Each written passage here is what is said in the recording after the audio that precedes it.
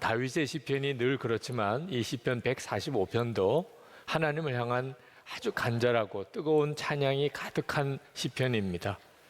1절, 2절을 보면 나의 임금님이신 하나님, 내가 주님을 높이며 주님의 이름을 영원토록 송축하렵니다. 내가 날마다 주님을 송축하며 영원토록 주님의 이름을 송축하렵니다. 다윗이 그렇게 하나님 앞에 찬양을 드리겠다고, 영원히 찬양하겠다고 그렇게 고백합니다. 다윗이 이렇게 하나님을 찬양하겠다고, 그것도 날마다 영원히 찬양하겠다고 그렇게 고백하는 것은 다윗에게 있어서 하나님은 정말 살아계신 놀라우신 하나님으로 체험되었기 때문에 그렇습니다. 이 다윗의 찬양의 내용이 3절에부터 시작이 되는데 하나님은 위대하신 하나님이라는 겁니다. 3절에 보면 주님은 위대하시니 그지없이 찬양 받으실 분이시다. 그 위대하심은 측량할 길이 없다 그랬습니다. 다윗은 하나님을 위대하신 하나님으로 그렇게 경험을 한 겁니다. 그렇기 때문에 그 마음속에 끊임없이 하나님을 찬양하고 영원히 찬양하겠다는 마음이 일어나는 겁니다. 우리도 만약에 하나님을 그런 하나님으로 경험하면 아마 다 다윗과 같이 그렇게 하나님을 찬양하고 영원히 찬양하고자 하는 마음을 다 가지시게 될 겁니다. 살아계신 하나님을 만난 사람과 그렇지 않은 사람은 그 마음이 완전히 다릅니다. 이스라엘 백성이 하나님의 은혜로 애굽에 종살이 하다가 출애굽을 했습니다. 그러나 광야에서 그들은 끊임없이 하나님께 원망하고 불평하다가 결국은 출애굽했던 사람들은 광야에서 다 죽었습니다. 그 자녀들만 가나안 땅에 들어가게 됐습니다. 그런데 모세는 그 이스라엘 백성들보다 훨씬 더 어려운 직책을 감당하고 있었고 어려움이 많았음에도 한 번도 하나님을 원망한 적이 없습니다. 이유는 모세는 하나님을 직접 만난 사람이었기 때문입니다. 호렙산에서 모세가 하나님을 만났을 때 하나님은 모세에게 이렇게 약속하셨습니다. 출애굽기 3장 12절에 내가 정녕 너와 함께 있으리라. 그래서 이스라엘 백성들이 광야길을 지나는 동안 내내 정말 모세는 하나님을 대면하여 보듯이 그렇게 하나님과 동행했습니다. 그래서 하나님에 대한 원망이 없었어요. 하나님을 실제로 체험한 사람과 그렇지 않은 사람은 그 마음의 불평과 원망에서 뚜렷하게 차이가 납니다. 저는 이 145편 시편을 읽으면서 참 다윗이 부러웠습니다. 그것은 다윗이 경험한 하나님, 다윗이 체험한 하나님이 얼마나 놀라우며 얼마나 다양하며 또 얼마나 깊이 경험했는가 하는 것을 알 수 있었기 때문에 그렇습니다. 다윗은 자기가 만난 하나님에 대하여 이렇게 고백합니다. 하나님은 은혜롭고 자비로우시고 노하기를 더디하시고 인자하심이 크신 분이셨다는 겁니다.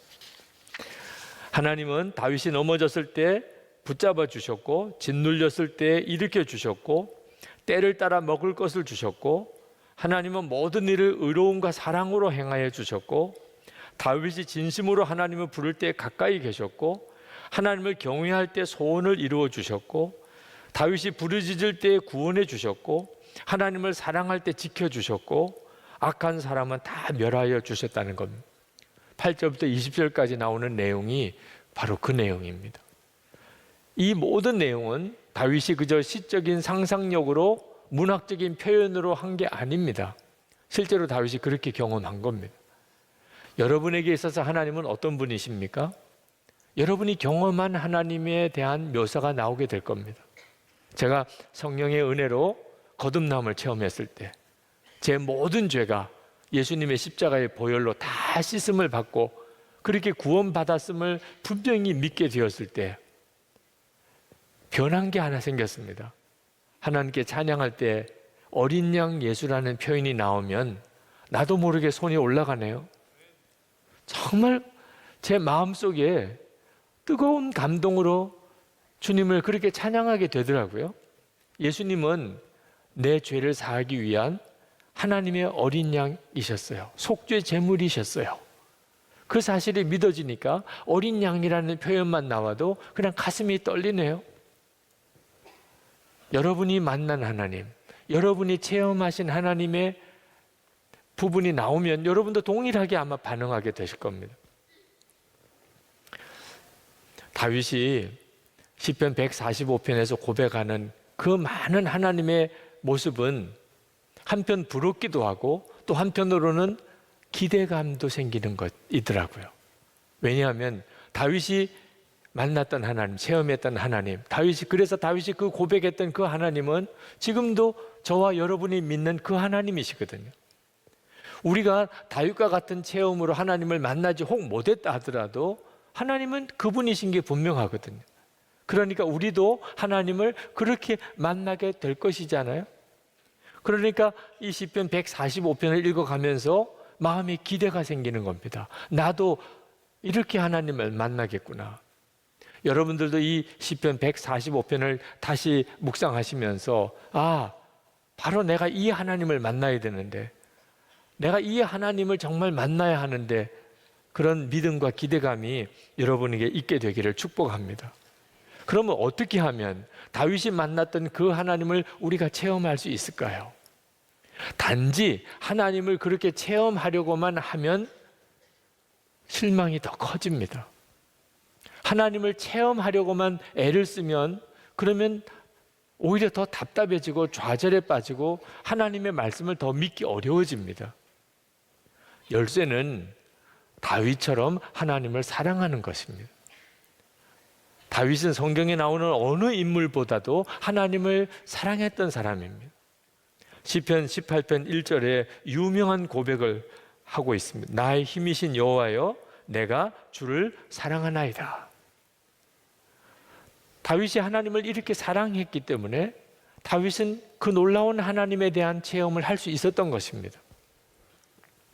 여러분을 향한 하나님의 뜻은 무엇일까요? 이런 질문을 갑자기 받으면 많은 그리스도인들이 대답하는 것에 좀 쩔쩔맵니다. 평소에 잘 생각 안 해봤거든요. 나를 향한 하나님의 뜻이 뭘까? 술 좀 그만 마시라는 걸까? 이제 새벽기도도 나오라는 걸까? 매 주일마다 예배 드리라는 걸까? 가정 예배도 드리라는 걸까? 11조 하라는 걸까? 전도 좀 하라는 걸까? 선교사로 나가라는 걸까? 뭐 여러 가지 생각을 하실 수 있는데 사실 답은 하나밖에 없습니다. 여러분을 향한 하나님의 뜻은 너무나 명확합니다. 목숨을 다하여 하나님을 사랑하는 것입니다. 마태복음 22장 37절 38절에 예수님께서 이렇게 말씀하셨습니다. 예수께서 이르시되 내 마음을 다하고 목숨을 다하고 뜻을 다하여 주 너희 하나님을 사랑하라 하셨으니 이것이 크고 첫째 되는 계명이요. 그 말씀이었군요. 저도 알고 있었어요. 아마 여러분이 이 성경을 들으면 아마 그렇게 반응하실 겁니다. 그러나 선뜻 대답이 안 나왔다는 말은 알고는 있지만 사실은 모르고 사는 것이죠. 도대체 하나님이 나에게 뭘 원하실까? 나를 향한 하나님의 뜻은 뭘까? 명확하게 성경에 말씀하셨고 그동안에 수도 없이 여러분이 들으셨겠지만 실제로는 전혀 모르고 사는 겁니다. 하나님을 사랑하는 것입니다. 여러분 중에 지금 행복한 사람이 있다면 아마 틀림없이 사랑하는 사람이 있기 때문일 겁니다. 사랑하는 사람이 있으면 아침에 눈을 뜨는 것이 행복합니다. 밥을 먹어도 행복하고 일을 해도 행복합니다. 사랑한다는 것은 참 너무나 놀라운 능력을 우리에게 부어줍니다.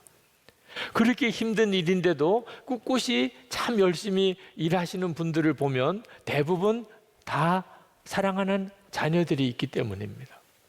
자녀들 생각하면 어떤 일도 견뎌낼 수가 있습니다. 사랑한다는 것은 정말 놀라운 일입니다. 우리를 행복하게 만들어줍니다. 하나님에게 행복이 있다면 무엇일까요? 우리를 사랑하는 것입니다. 그 증거가 십자가입니다. 우리를 정말 사랑하지 않았다면, 마음과 목숨과 뜻을 다하여 우리를 사랑하려고 결심하지 않았다면 당신의 독생자 예수 그리스도를 십자가에 못 박아 죽게 하실 리가 있겠습니까? 여러분이 십자가를 묵상하면 누구나 다 하나님의 음성을 들으실 겁니다. 내가 너를 사랑한다. 여러분, 이건 정말 황홀한 일이죠. 그리고 하나님의 행복이십니다. 그런데 그렇게 우리를 사랑하신 하나님께서 우리에게 하나님을 사랑하라고 초청하십니다. 우리는 하나님을 만나기를 원하는데 하나님은 우리가 하나님을 사랑하기를 원하십니다. 그게 바로 하나님을 만나는 열쇠이기 때문에 그렇습니다. 신명기 30장 20절에 내 하나님 여호와를 사랑하고 그의 말씀을 청종하며 또 그를 의지하라.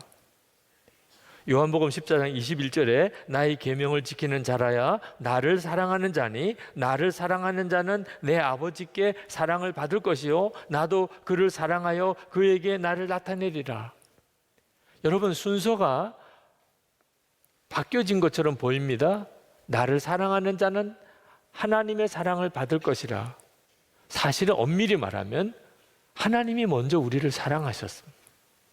그리고 우리에게도 하나님을 사랑하라고 말씀하시는 겁니다. 이유는 우리가 하나님을 사랑하게 될 때에야 비로소 우리를 사랑하시는 하나님의 사랑을 체험하게 됩니다. 하나님을 개인적으로, 구체적으로 아주 분명하게 하나님을 경험하게 됩니다. 왜 그렇게 하셨을까요? 왜 우리에게 그렇게 하나님의 사랑을 경험하는 것이 중요하고 우리가 하나님을 사랑하는 것이 필요할까요? 우리의 삶 속에 시험도 많고 문제도 많은데 그 모든 가운데서 우리가 이길 수 있는 힘, 우리가 행복하게 살 수 있는 비밀이 거기에 있기 때문입니다.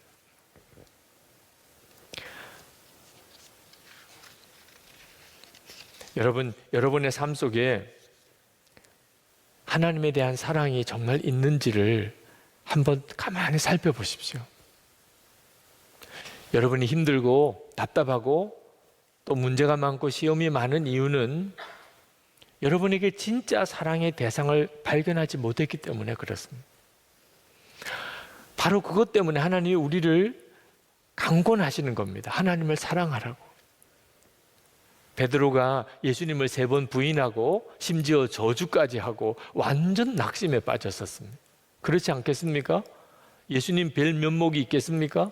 그래서 그는 고기잡이하러 그냥 돌아갔는데 한 마리 고기도 잡지 못했습니다.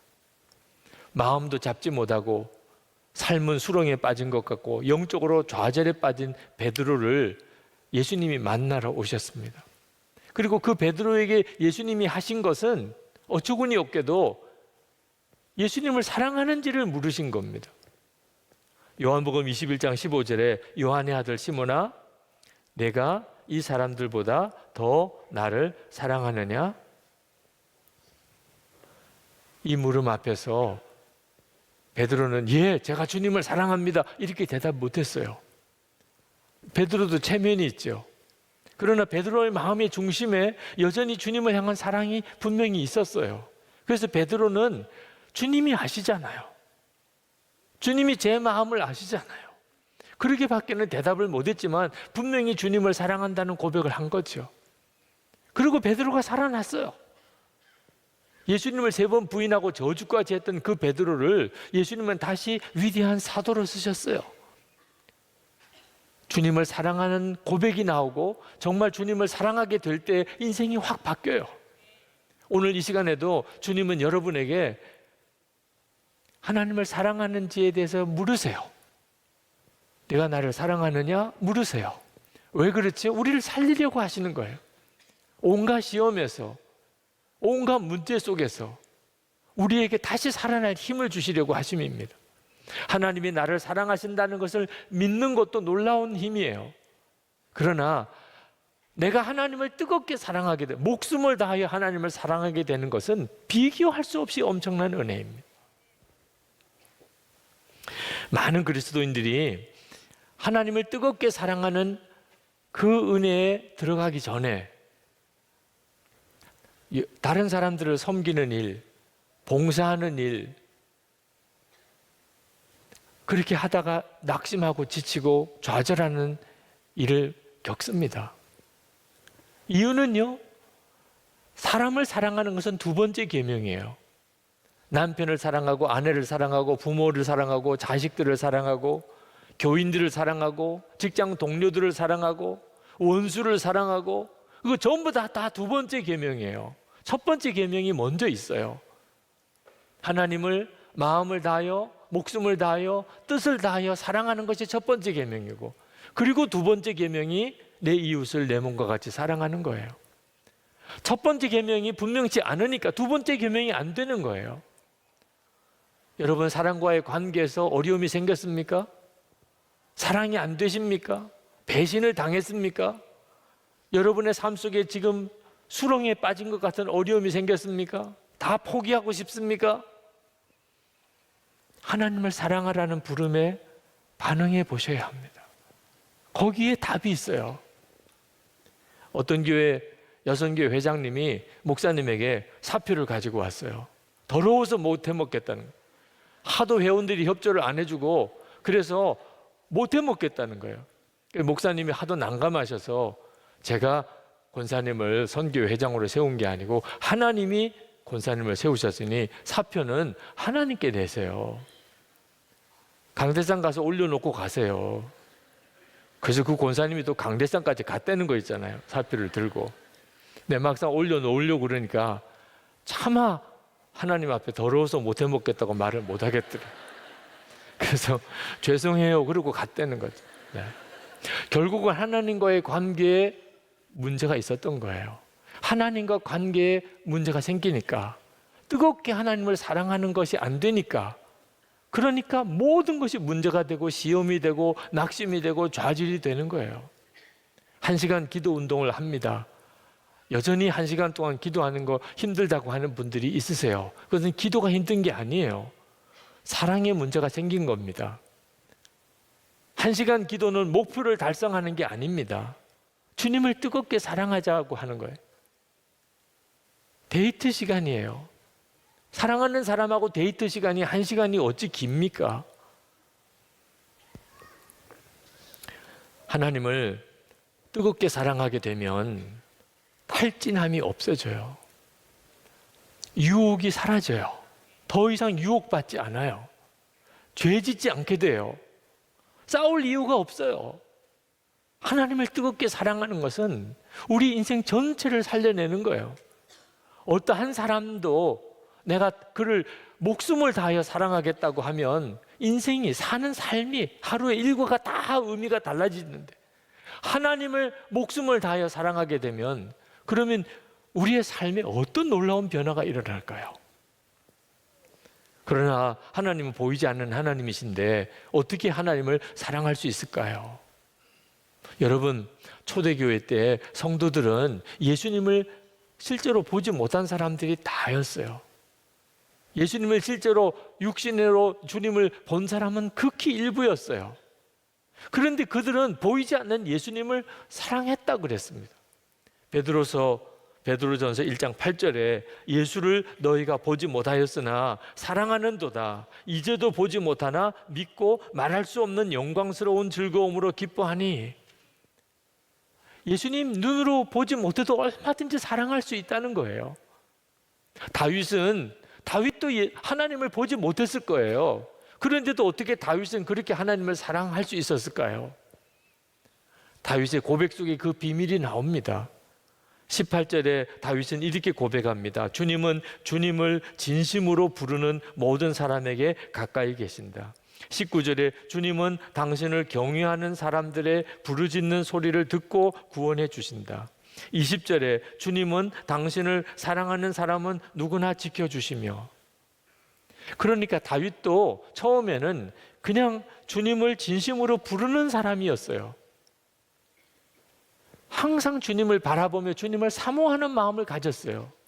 그리고 다윗이 그 다음엔 하나님을 경외하는 사람이었어요. 하나님이 함께 계신 것을 의식하고 살았어요. 그리고 하나님을 사랑했다고 그랬어요.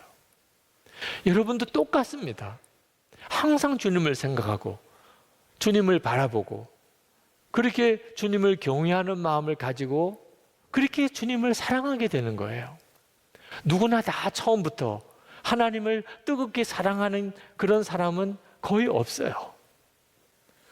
여러분, 하나님을 사랑하는 것은 우리가 정말 잘 사는 길입니다. 실족하지 않는 길이에요. 하나님을 그렇게 뜨겁게 사랑하게 되면 이길 수 없는 시험 없어요. 문제가 될 것들이 하나도 없어요. 여러분 중에 아직도 내가 하나님을 그렇게 뜨겁게 사랑한다는 것이 실감이 안 납니다. 하나님은 보이지 않으시는데 어떻게 하나님을 사람들처럼 사랑할 수 있겠습니까? 하시는 분들은 좋아요. 처음부터 거기서부터 시작하는 거예요. 주님을 생각하는 일부터 해보시기 바랍니다. 항상 주님이 여러분과 함께 계시는 것을 기억하는 거예요. 그리고 항상 주님을 그렇게 바라보는 거예요. 계속 그렇게 하기 위해서 일기를 쓰시는 겁니다. 중요한 것은 그것이 중단되지 않는 것이어야 한다는 것. 했다가 안 했다가 했다가 안 했다고 하니까 계속 똑같은 상태에 머무르는 겁니다. 계속 주님을 생각하는 삶을 계속 이어가 보세요. 어느 순간에 여러분 안에 뜨겁게 주님을 사랑하고 있음을 알게 됩니다. 그때 주님이 여러분을 먼저 사랑하셨음을 알게 돼요.